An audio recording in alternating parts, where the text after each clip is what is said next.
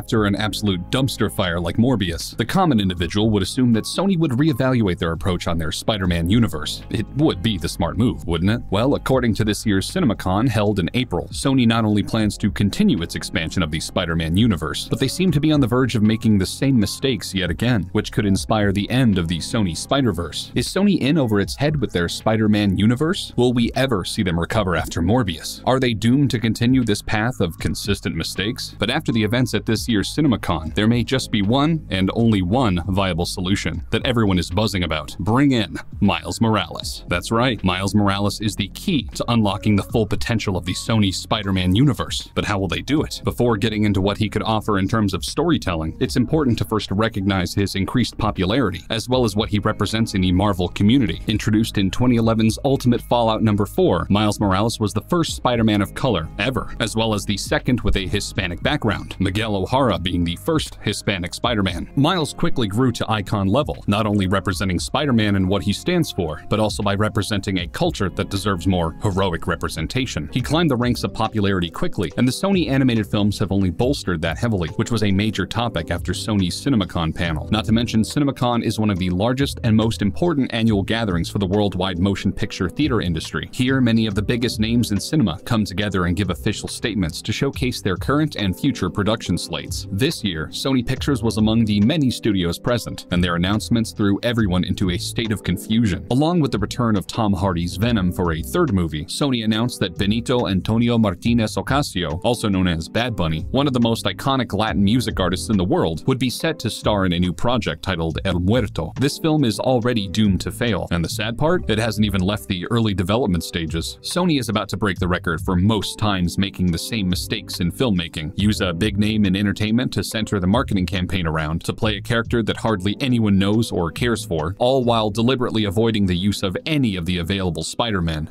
Great. However, despite how discouraging this all may seem, this is not the only set of announcements Sony presented. Before CinemaCon, the highly anticipated Spider-Man Across the Spider-Verse Parts 1 and 2 were delayed nearly an entire year. This sent fans across the internet into mass panic, hoping Sony doesn't fumble the bag on their greatest Spider-Man project yet. Until CinemaCon, there were no expectations as to why the delays occurred. But after this announcement, fans were relieved beyond measure. Spider-Man Across the Spider-Verse is an animated film, confirmed to feature 240 different characters across 6 different universes. And as if that weren't enough, there are said to be over 1,000 people employed under this production alone. This is a prime example of everything Sony has the potential to do right, and it should be the basis for the continuation of the Sony Spider-Man universe. Sony followed this with the announcement of a title change for the third installment in this trilogy, Spider-Man Beyond the Spider-Verse. And I mean, Sony Pictures might have just unknowingly offered themselves the opportunity of a lifetime, a chance to revive the Spider-Man universe. Initially, there was no saving the Sony Spider-Man universe, and many believed the best thing they could do for the franchise was sell all the rights to Marvel Studios. However, after the events of Sony's panel at CinemaCon, they may have one last shot at doing it themselves. It's only a matter of the right execution. One of the biggest, if not the biggest, reasons why Sony has been failing lately is because they have yet to include the characters in which the entire franchise revolves around. If Sony wants to turn the tide and restore faith in their studio, and avoid having to sell the rights to Feige, they must include Spider-Man in these productions, and it seems they may have figured out how. The events of Across and Beyond the Spider-Verse could lead us into an era of live-action Miles Morales. The Spider-Verse is a strong and versatile concept, and it plays a major role in these films. With everything that is known in this universe beginning to change as the multiverse spirals into madness, Sony could very well find a way to spring Miles into the live-action arena. If Doctor Strange can be sucked into an animated universe, then Miles can certainly be sucked out of one. It may sound like an easy feat, incorporating Miles in this way, considering the chaos fans experience with Doctor Strange 2. However, that's surprisingly the least of Sony's concerns with this idea. The more important question is, now that Miles is here, what do they do with him? Where does his story take him from here? They could certainly draw on inspiration from the widely played Spider-Man PS5 game, featuring Miles Morales in a trainee-type position. In retrospect, the Spider-Man game with Peter Parker did great. It was a solid adaptation of the character with some amazing graphics and gameplay. The sequel game is simply better, and the reason for it is because people love Miles, and the numbers don't lie. In August of 2021, fans collectively played this game for the equivalent of over 11,000 years, which is less than a year from when it was released in November of 2020. They love what he's capable of, and to be able to see such a hero on the big screen would be a surefire way to revive the Sony Spider-Man universe to what it once was. However, this is where typical Sony would fall short. They must put their trust into talented directors to craft a story that audiences can properly connect with. There are plenty of directions to take with Miles, as long as the right creative mind is behind the production to get it where it needs to be. One direction may be for Sony to finally have the right start to a Sinister Six type event, where they follow the journey of Miles as he navigates his new and strange world. A world where Andrew Garfield is Spider-Man, old enough to want to retire, but being that there is no one available to take his position, he feels like he can't. Miles would arrive at the perfect time, and with Andrew Garfield's Spider-Man as his mentor, he could be Spider-Man in Andrew's place, despite the dangers that seek his destruction. Or maybe they take a different route, and in this new universe, Andrew Garfield's Spider-Man is already dead, and Miles is the only one who can take up the mantle. Here he learns how to navigate on his own, and has run-ins with a different set of villains that have risen the ranks in the wake of Spider-Man's death. And in any scenario, it's within their rights to bring whatever aspects of the Spider-Verse into the live-action adaptation that they please. This means Emma Stone could make her return, except she could play Spider-Gwen instead. Spider-Man 2099 could be brought to life on the big screen, and could provide Miles with a regular antagonist to deal with, or an unlikely ally against something rather sinister. The possibilities are endless, and it's all in Sony's hands. Whether they choose to follow this direction or not is completely up to them, which is the scary part. Marvel has entered the era where a multiverse exists. Interactions with cosmic beings is the norm, and reality can be bent with the wave of a hand. The biggest regret Sony may have is to not get in on the action that the MCU has started. Could Miles Morales be the best thing that ever happened to Sony and their Spider-Man universe? Will he be the next live-action Spider-Man to swing onto the big screen? These are questions that can only be answered in a matter of time. Anything else is just speculation. Regardless of how they incorporate Miles and the rest of the Spider-Verse into live-action adaptations, it is an opportunity well worth the investment. It's one of those things that, if done correctly, could open up so many explorable pathways to continue the franchise. Then, and only then, will Sony be in a position to give the MCU a run for their money. Storytelling in this capacity could lead to better character development, better connections through the timeline, better connections throughout the franchise, and a chance to properly introduce new and unfamiliar characters, especially some cool villains. The era of Marvel is here, and it's about time that Sony levels up to the expectation. Do you have any idea how to save Sony? Or is it a lost cause? And how are you enjoying all the attention Spider-Man's been getting? Make sure to leave a comment to let us know. Hit the subscribe button and the bell to see future videos, and leave a like to help us grow. Thanks, and see you next time.